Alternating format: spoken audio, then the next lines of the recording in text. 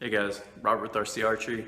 Starting the live feed out here, and I'm just going to do some shooting while everything's kind of getting sorted out here. Give some time for some people to get in if they want to watch. Also give me some time. I'm trying some new stuff with the camera. I've got my phone that I'm filming this with, and I have it on the forward-facing camera so I can see questions and stuff that roll in.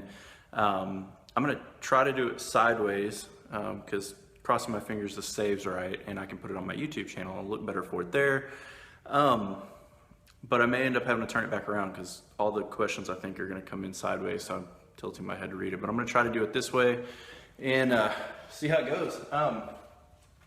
Had the new Silverback release from Carter and Nock On out that I've been using all day, and just getting some shots in with it.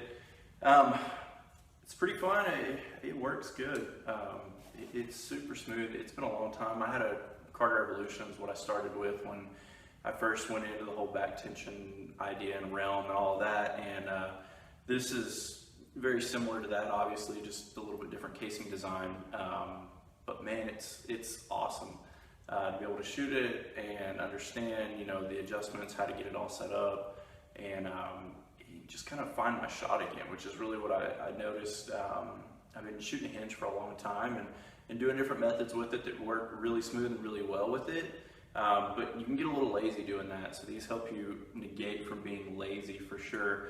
So again, I'm just going to shoot for a little bit here at the first, have some time for everybody to kind of file in, and use the new Silverback so you can get an eye on it and look at it. Probably going to be tilting my head down. My bow that I'm using right now is still my outdoor bow. I haven't messed with setting it up for indoor because I'm waiting on my prevail to come in, and I'm at 10 yards in my garage shooting, so a little bit different peep height.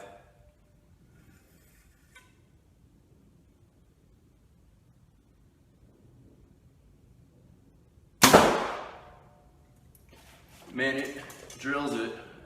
Pretty cool thing. I didn't have to worry about changing sight at all.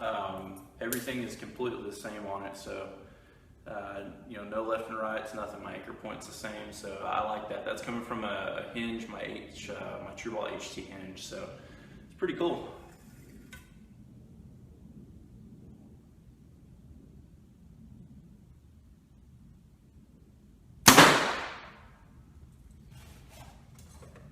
I'm actually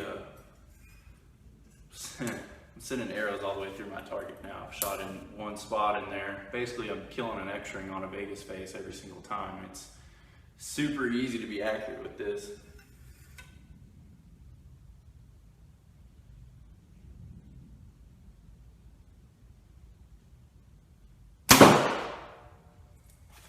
Really smooth, really easy. I kind of like it coming back from a hinge and a thumb release because I don't have to, there's not as much thinking involved, it's just pull. So it's pretty easy, it's pretty nice to use. I'm gonna grab my arrows.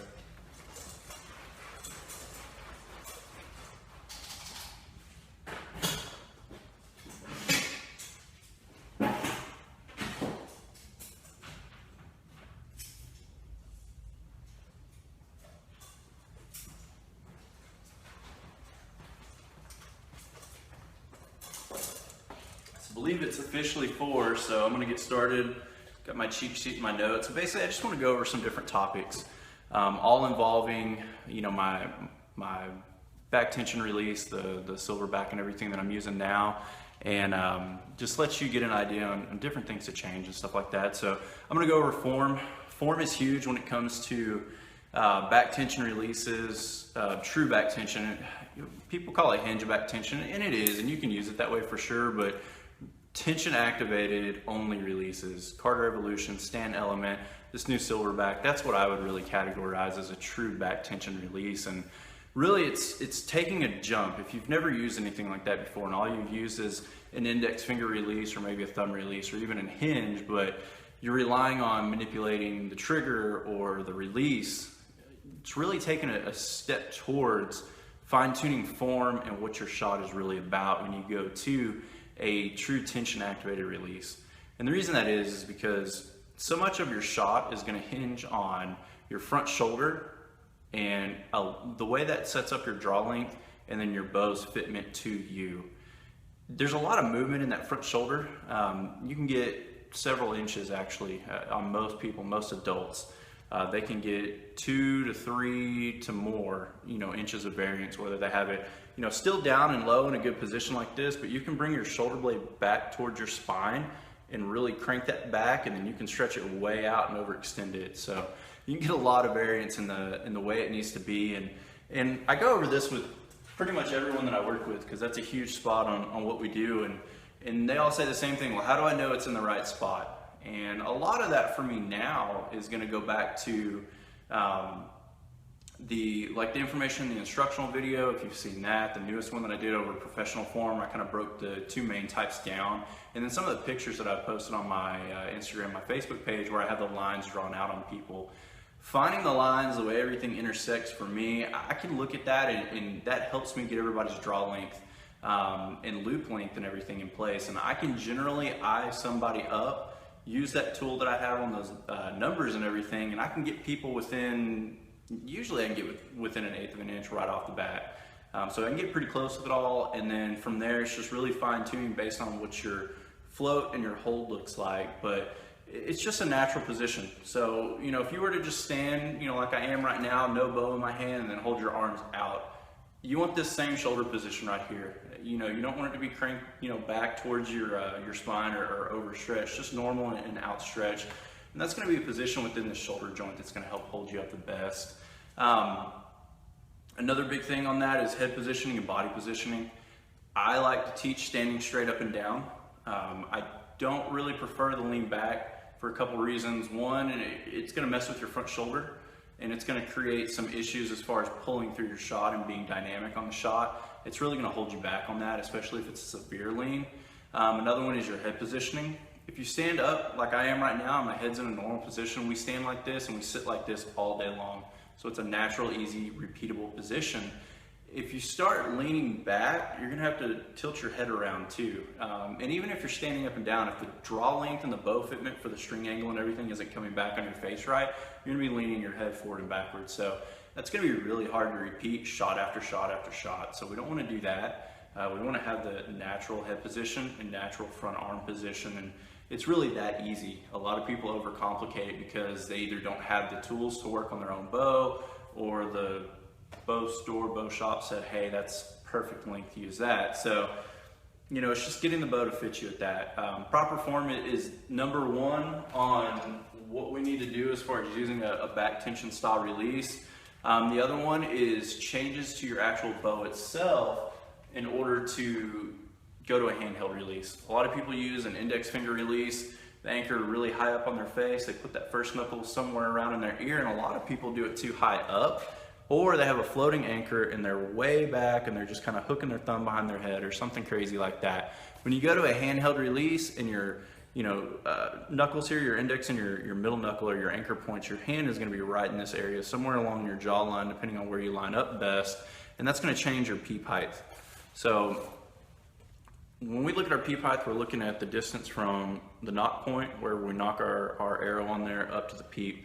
If you have a higher anchor point here and you've brought that bow up, you're gonna have a lower peep height. Same thing if you have a low anchor point, you're gonna have a higher peep height. Adjusting that when you go to a handheld release, especially a tension or a hinge, any kind of activated release like that, it's gonna be really paramount for your head to step in a straight position. You're not tilting or doing anything crazy.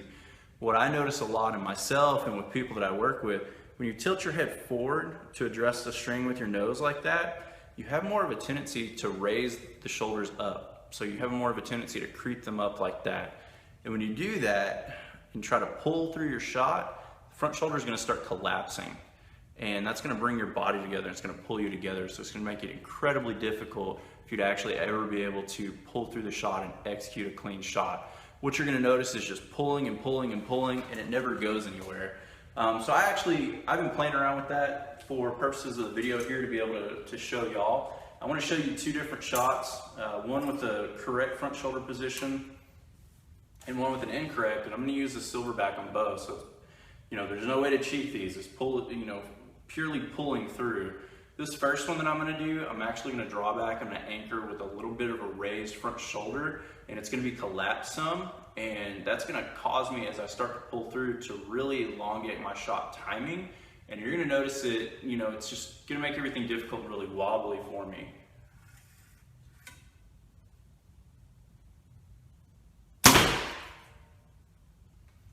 So on that one, it's just hard to, you know, pull and do anything correctly. I'm gonna do one more. It's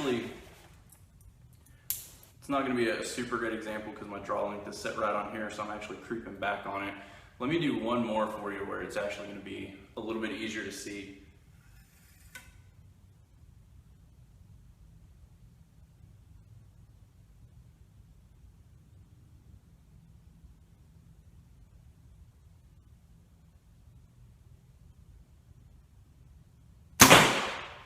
There we go, that was a lot easier to see. So I'm even kind of out of breath because I had to hold so long. The problem you run into when you do that is you start to pull and your shoulder's already lifted and scrunched up. When you go to pull through that shot, you're pulling the shoulder back with you. The shoulder's not in its joint and it's not in its natural positioning in that low and normal position. When it's in that low and normal outright position right here, the ball joint of your shoulder is going to push right into that joint. It's going to push right into the socket. So as you go to pull back, it can compress and it can pull together, and it's just going to hold you together that way. It's not going to creep, it's not going to pull through. When you have your shoulder up and you start to pull, that shoulder is just going to continue to pull up as you're pulling through the shot. And what it's going to do is it's just going to keep pulling everything back, and you're going to feel like you're pulling your brains out. Like on that one, I was shaking. I was having to pull so hard just to get that shot to go off. But you're really not moving and you're really not creating pressure at the release. And that's where with a tension activated release or even a hinge when you need that rotation, that's where you need the pressure to be, is on the hand and on that release. So I'm gonna do one last shot here. I'm gonna do my normal shot with the front shoulder low. You can kind of see what it is, and you know, normal shot time, normal how it looks, normal follow through, everything like that. And you know, get an idea on how it looks to compare it to that last one.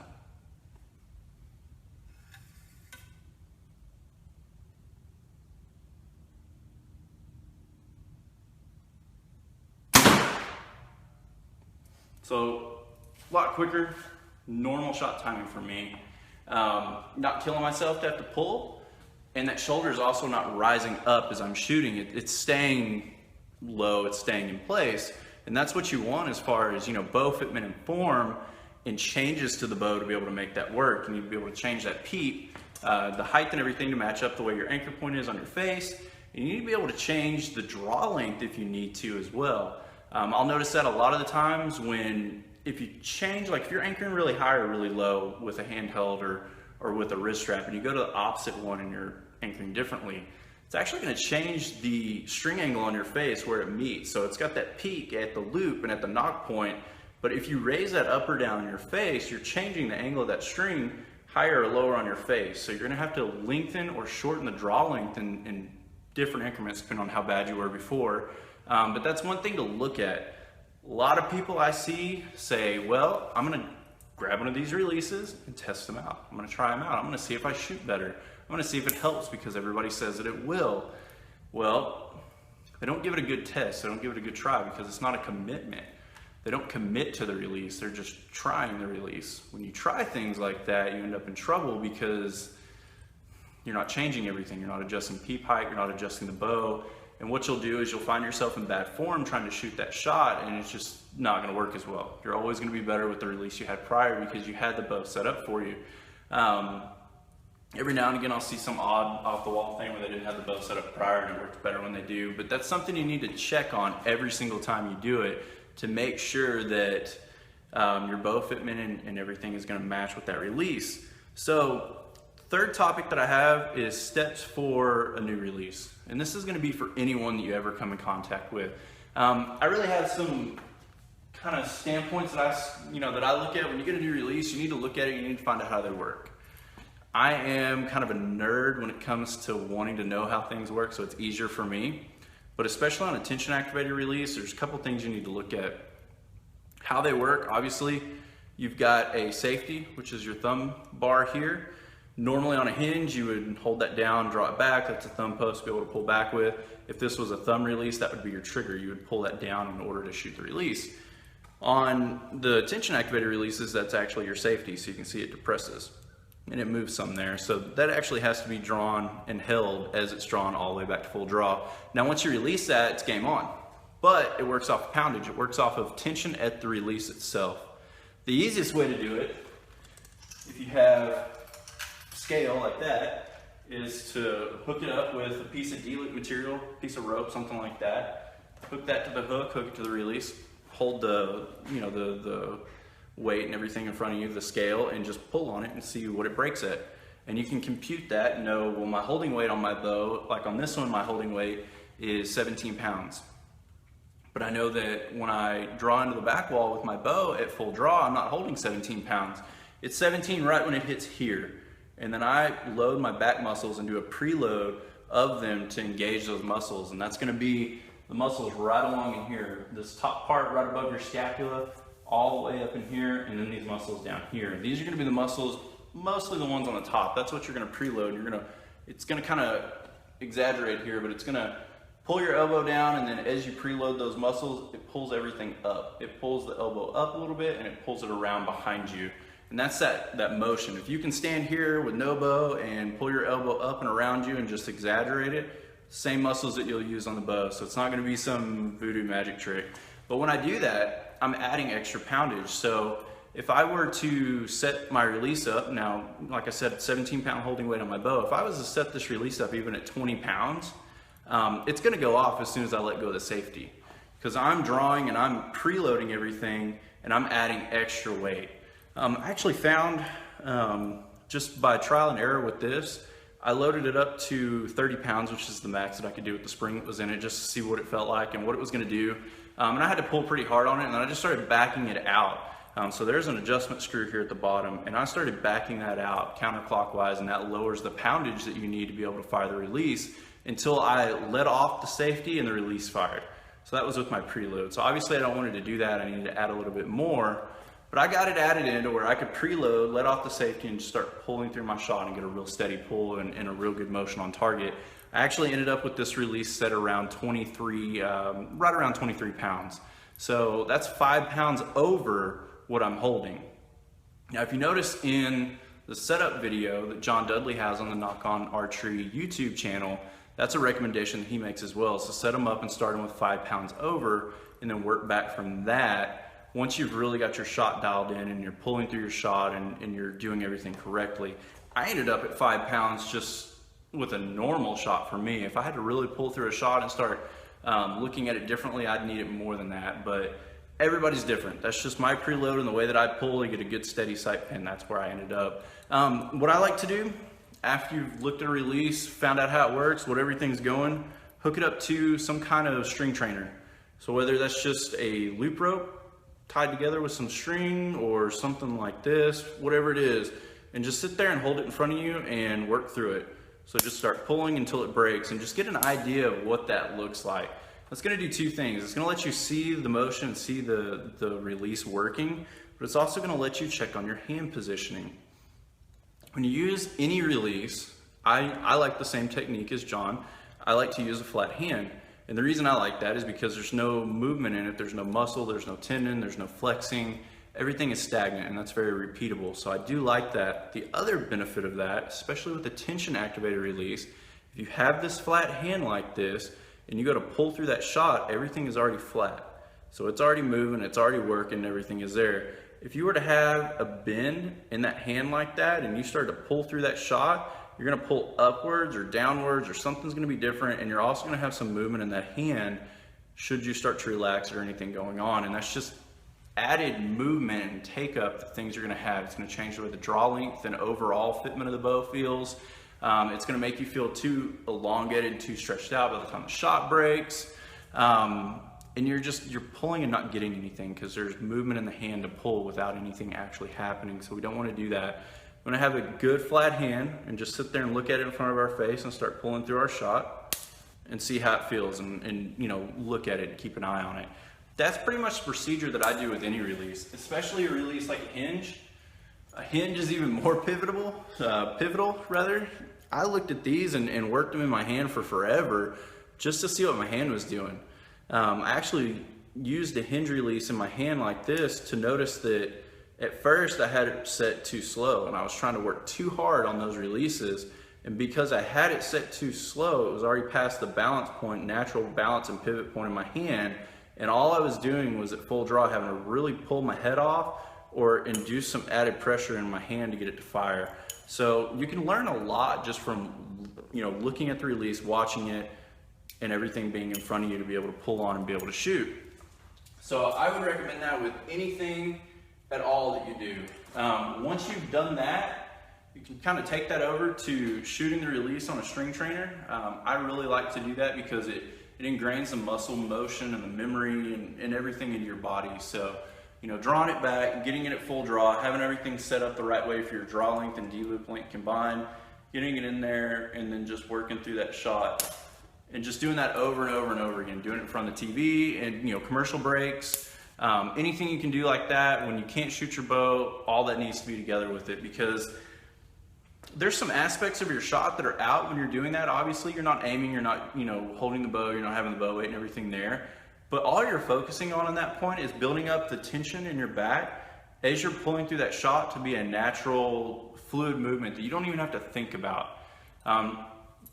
The goal, the standpoint, what you want to do is be able to draw back on target, put that pin in the middle, and really just focus on aiming. I like to say be an aimer over an executor, and some people take that wrongly.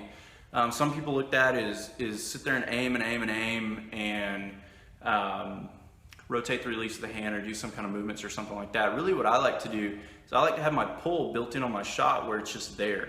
I know it's going to happen, and all I have to do is just focus on holding my pin in the middle and, you know, not trying to control it there, but just watching it and seeing everything that it does. And I want that pull to be pre-developed and pre-built in on my shot to where I'm pulling and pulling and it breaks for me. So I don't want my conscious mind to have to go to my release hand to pull. I notice a lot that if I have to bring my mind to my release hand as I'm executing my shot, a lot of the times my shots go to the right or they drop low. And that's because, for me, the only thing I can think of is my mind is thinking down here by my hand, and my eye starts to want to dart down and look at my hand. That's the only thing I can think of. My shots will move right. And of course, low is because I'm collapsing. I'm not focusing on my aim, I'm not focusing on keeping your muscles up, and I'm focusing on that pull, which is something a lot of people overlook. Whatever your focus point is on, everything else goes away. So, let's say with a hinge release, if you wanted to shoot it like Griv teaches, where you relax the back of the hand here and let everything pivot on these base knuckles, you relax through the wrist and the palm and everything. If you're not focusing on the back of your hand and saying, oh, I've got to relax it, if you're not focusing on that and all you're focusing on is a target and aiming, your hand's going to relax on its own. It's not going to sit there and hold tension, and it's not going to sit there and hold pressure, and it's just going to relax because you're not thinking about it. So a lot of people overthink what they're doing. A lot of people start thinking, oh, I've got to relax my hand, or I've got to do this with it, or I've got to pull, or, you know, whatever it is. And they're really trying to integrate too much at one time. All they're doing is they're creating tension in their hand, and they're creating problems for themselves where they're not actually going to be able to, you know, work through their shot. Next thing I'll do after that is just bring the bow in. And I'm not going to go out to a target. I'm not going to, you know, go to a normal 20 yards or anything like that. I'm going to do blank bale. But I'm going to do it in an effective manner. I talked about this pretty in depth in an instructional video that I did on ways to shrink your groups, but when you do blank bale, you don't want to just fling arrows at a target and say, oh, I'm closing my eyes, or I'm up close to a target and I'm working through my shot, and the shot's happening in 1 to 2 to 3 seconds or something crazy like that really fast, because all you're doing is just flinging arrows. You don't want to do that. That doesn't do any good. That's the people and the stories that you hear so much. And I myself, you know, I did this too. I was a prime candidate of it at first, and I said, you know, blank bailing is stupid because this is what, you know, I found. You go to a target in a real life scenario and you're aiming at the target and nothing works. It was nothing like your blank bail. Everything tenses up, everything messes up, and you just struggle. So when I do my blank bailing, what I'm going to do is look at it from a visualization standpoint.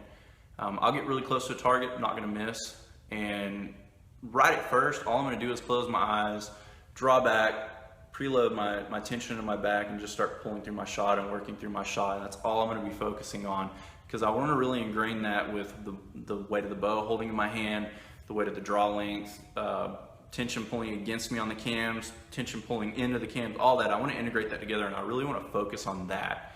Beyond that, once that's ingrained and once that's in your mind and everything is steady on it, then you want to do some visualizing of actually shooting. And that's where you're gonna be closing your eyes, basically being like a child playing pretend. You're gonna envision what you're gonna do.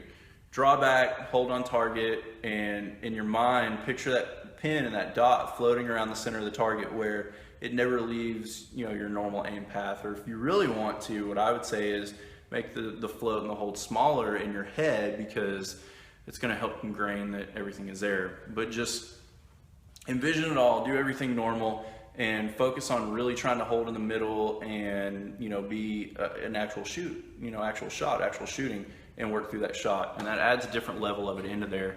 You're gonna look at shot timing.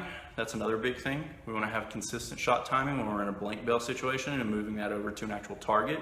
That tells us two things. If we can do that, if you can stay within exact time to 1 or 2 seconds slower when you move from blank bale to a target, then what you're noticing is that you're not over aiming and you're not focusing too hard on trying to control your dot.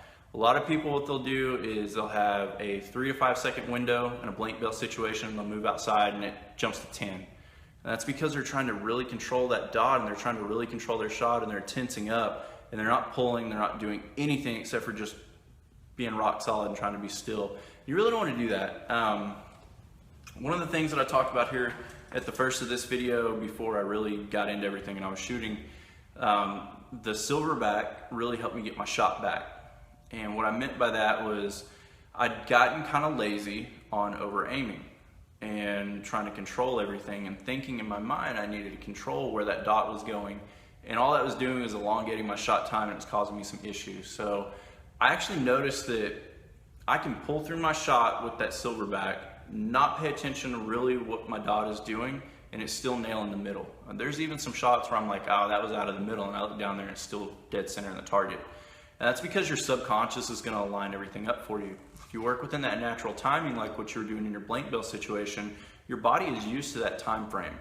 So it knows within that 3 to 5, 5 to 7, whatever window that's natural for your body, it knows that it needs to line that shot up for you, and it will do that. It'll line your bow hand, it'll line your pin and everything up with the target, and it'll trip that shot for you. So letting all that work together, that's how you bring the blank bale together, and that's how you bring it into the bow. And that's a big thing on what I wanted to talk about on my last topic, and it's gonna be just a really, really short abbreviated version. But I wanted to talk about target panic for a little bit, because really, in all reality, this release, or some kind of tension activated release, is the #1 thing that I'll tell anybody that I work with target panic to get. So in and of itself, this is a huge topic, and it'll probably be an instructional DVD video that I do at some point, because I probably talk for 30, 45 minutes or an hour on your methodology in your brain and what to do. But really all it is it's a mental block. Your mind has become so much of an executor on your shot that all your objective is, all you're trying to do is put that pin on the target, and as soon as that pin looks like it's in the center, jerk the shot off, hit the trigger, do something just to get that sudden execution. And that's a mindset that you really need to get away from whenever you're doing any kind of target panic, training. And that's what I really like about these, because there's no cheating these. You can't twist them really fast like a hinge. You can't point that index finger out really fast like a hinge. You can't smash a trigger obviously like a thumb release or an index. You have to pull through the shot with these. There's no cheating. Even I've tried to shoot this one just to see what it was like by holding all the pressure on my index and then gripping that middle finger in there and rotating the release. It actually makes it worse. It just doesn't want to work that way. So it focuses you into a different mindset, and that's the main thing and why I like this and what I tell my students. There's some drills that I have them do and work around this, but the long and short of it is focusing yourself to become an aimer versus an executor, because that's going to slow everything down for you. You need to be comfortable with just holding that pin on the target, letting it float around, letting it do its own thing, and starting to pull through that shot and starting to work through your shot and not knowing when it's going to break. You may develop a general guideline on what it is, but essentially having a surprise shot is just not knowing when it's going to break for people that try to time it and try to execute a shot. So that's the biggest thing, why I like these, why I like to do those drills on there, is because it's just going to focus you to be an aimer first and an executor second. So as you're aiming on the target and holding, that's your primary goal, is just hold on the target for as long as you possibly need to as you pull through that shot. And it's a slow pull. A lot of people try to make that a quick motion. It's a very slow, it's a very gradual pull, it's a very gradual increase in tension. Whatever weight you're holding with your preload at full draw, it needs to be in tenths of a pound increment that you're doing all at one time. So, it may be 5, 6, 7, 8, 10 seconds from the time that you let off the safety before that shot breaks, because it's just a slow, gradual tension build in that back and pull. That's all you're looking for. So that was really the long and short of it. I didn't want to get too long on this and bore everybody to death on it, and just kind of hit some topics, while I was here.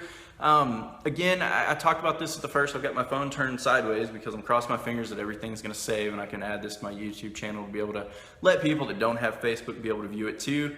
But if you have any questions, comments, anything you want to do, it'll come up on my screen. It's going to be sideways. I'll have to look at it and probably turn my head crooked. But if you have any questions, pull them up there. Let me know.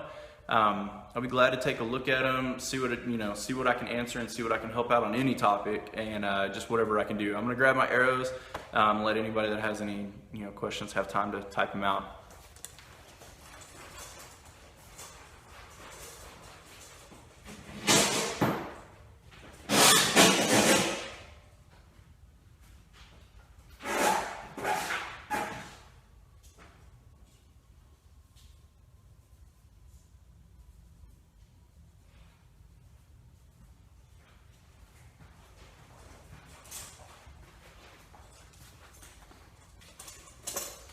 Off topic, these Easton vanes are really good. Some people ask me about that.